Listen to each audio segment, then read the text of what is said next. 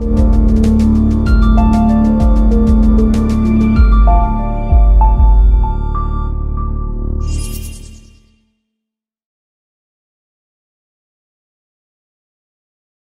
like to introduce Dr. Robert Lightfoot. We know him as Sam. He's an anthropologist, and if you have anything to hide, beware, he is also a criminologist and an associate professor at South Georgia State College. He received his PhD in criminal justice from FSU in 2007. He is an active researcher in the fields of sociology and criminal justice, and getting him more and more active in the field we're here to discuss today. He is also a research and consulting archaeologist, European contact with native cultures being his major focus. If you cross paths with him and you don't want to do that, he also teaches and practices judo, jiu-jitsu, and European swordsmanship. So, I'll turn it over to Sam. Lacking tools, information, and hope, the results of the first attempts at colonization and exploration in La Florida, and later improvements. Now, how many can name the first colony east of the Mississippi?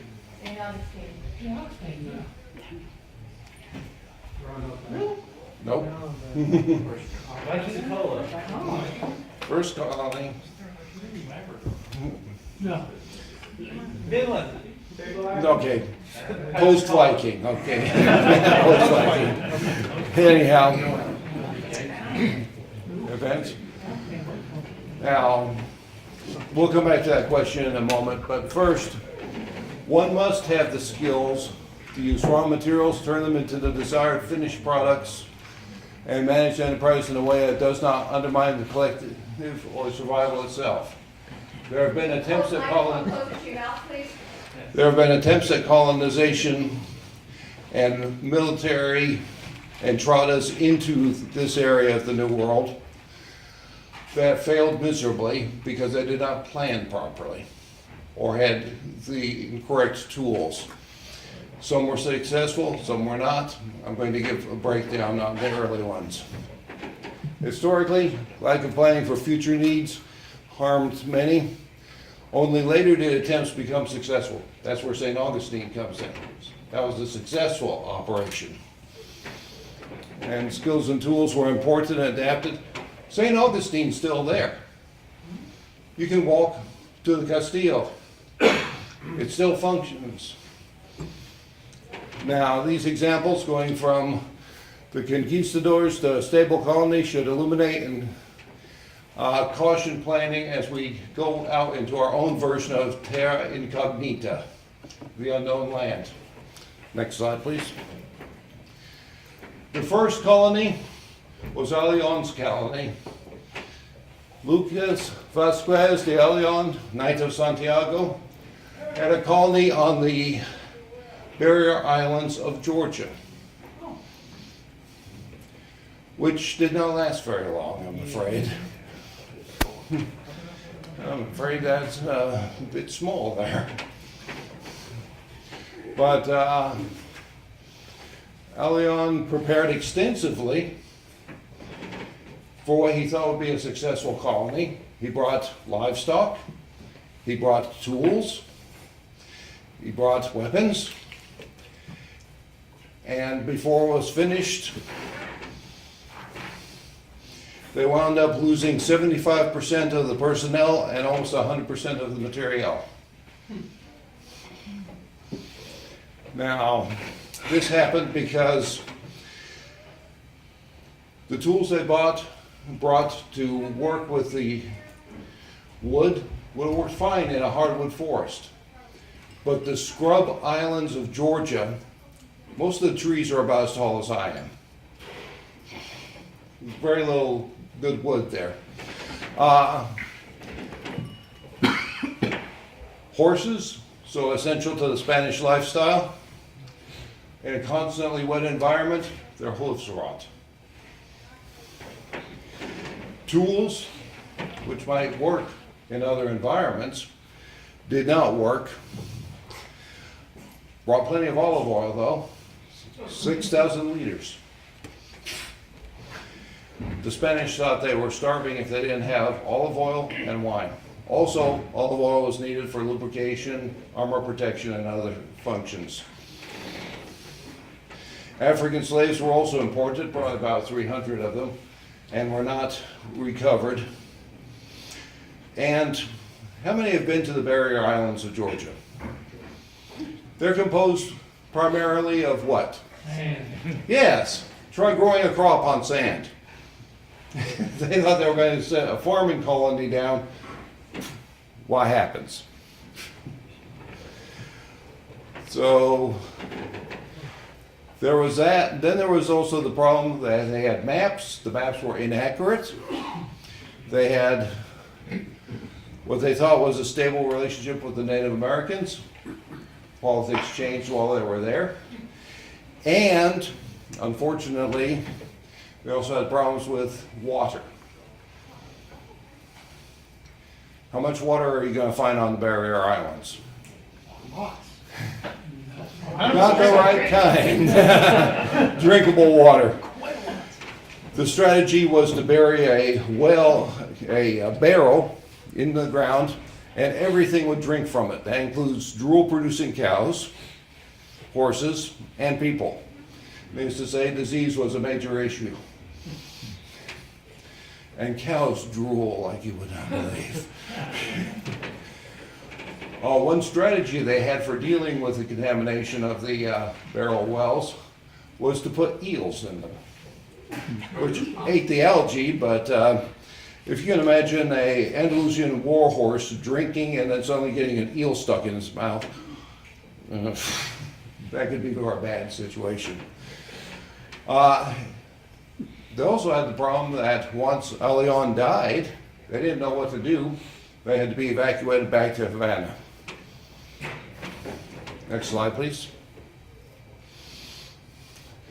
Now, basically, there was also a refusal to exploit the local food resources. The Native Americans were using a flour made from acorns. They wanted wheat. They would not change their dietary habits to suit the environment. So, next slide, please. Even housing itself became a problem because the wattle and daub technique that worked in Extremadura requires a dry environment. What do you get on the Georgia coast? A not dry environment. You put it up there, falls down. Leadership collapsed. He was in charge. Everyone took their orders from him, and then when he died, they didn't know what to do. Next slide, please. Now, NARVAEZ, possibly the least impressive of the conquistadors. But the military, ALLYON's colony had failed. However, NARVAEZ participated in the destruction of the Aztec Empire. He was sent to arrest Cortez. Somehow or another, he wound up losing an eye, but joining up with Cortez. And he was going to go find another Aztec empire. And he, through his, possibly by dream states and other things, came to the conclusion that the area around Tallahassee would be a good place to look. So he came ashore around Tampa, marched up the length of Florida, over to Tallahassee, found no gold, but a whole bunch of Native Americans who were very glad to show him the business end of arrows. Chased him down into a salt marsh, where he spent the winter, and his group was made up of primarily high-ranking individuals who had essentially no skills. They were running short on water, so they killed the horses and made canteens. Nobody knew how to tan leather or waterproof it. I leave to your imagination how disgusting that must have been. They decided to build boats to go back to Mexico City. Nobody knew how to build a boat, but they did it anyway. Of the 300 men that went with him, 4 made it back to Mexico City. However, the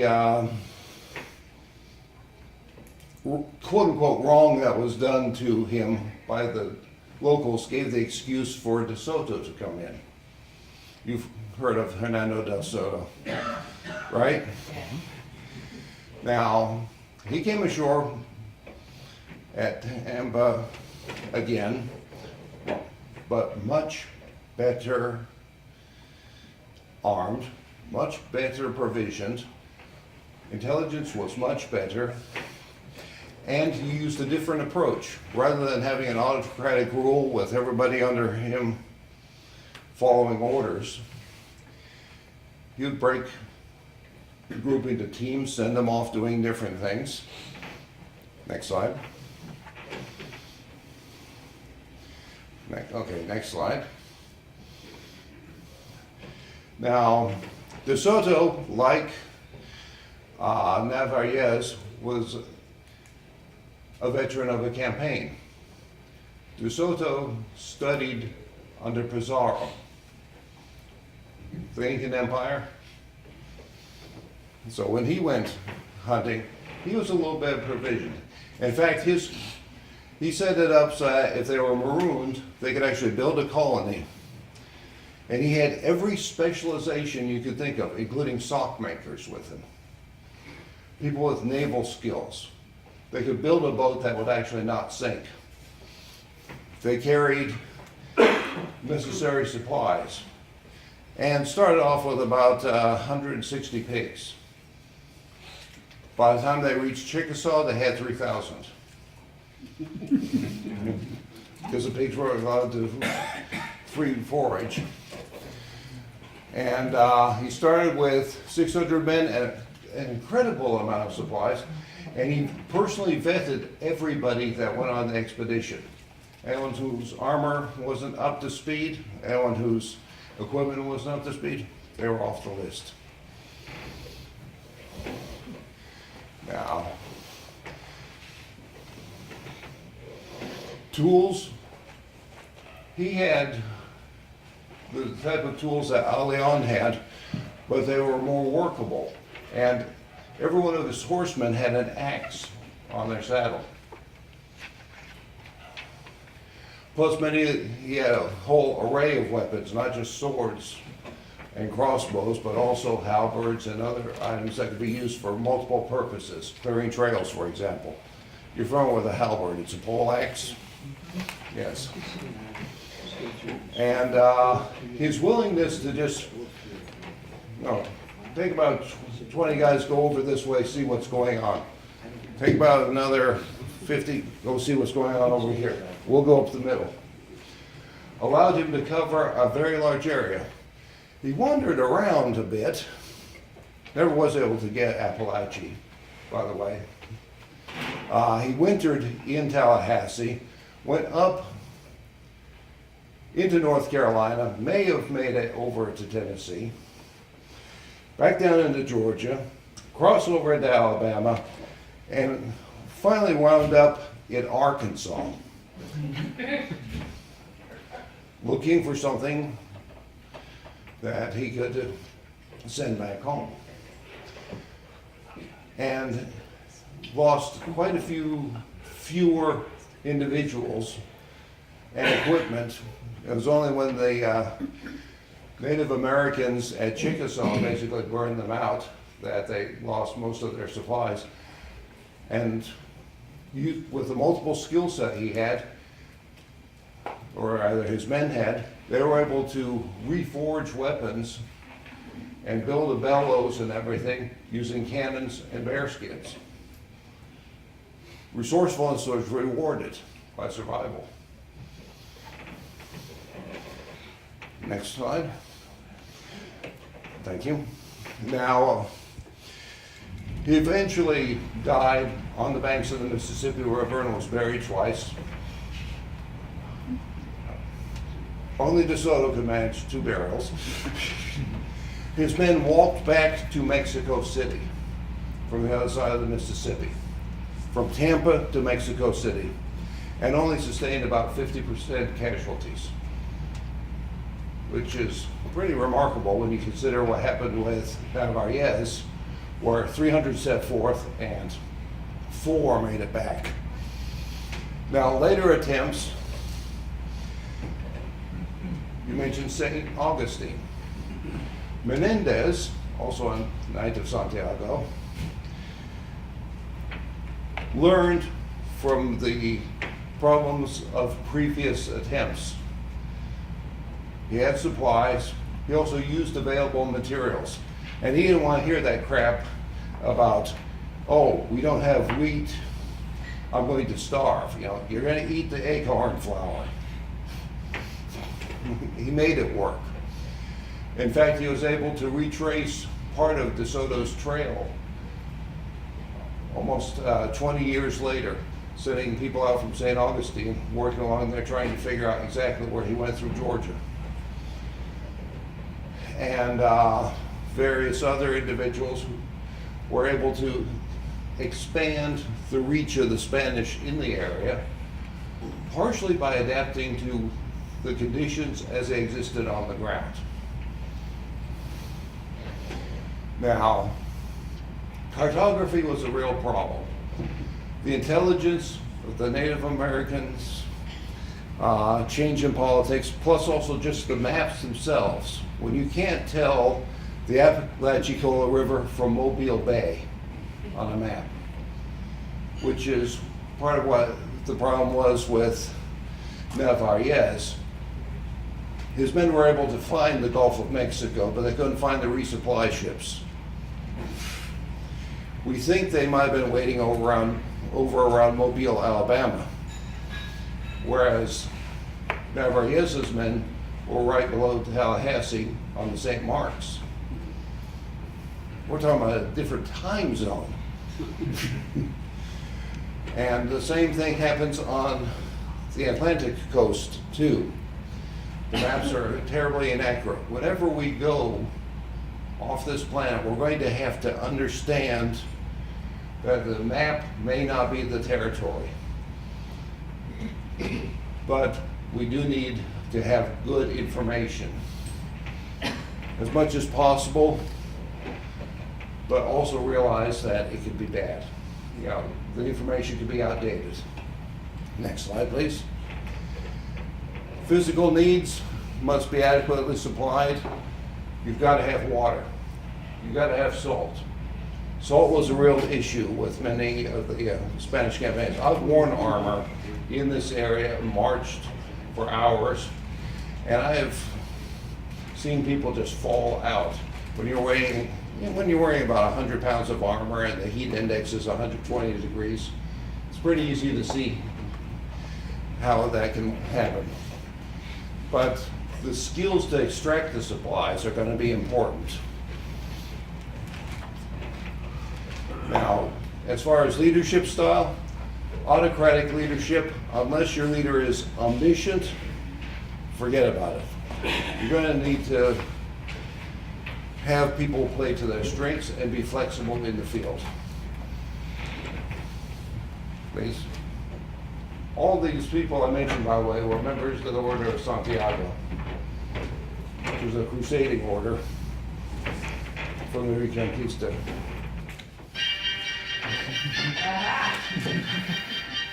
A little flashback for some of us.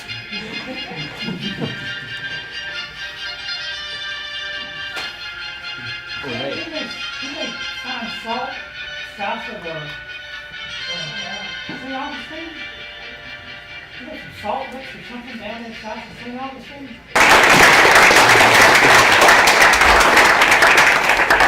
And I love Procol Harum. Yes. We have time for any questions? First, take the roaming mic to Timmy. Well, the question I had was, did Mendez also bring cattle?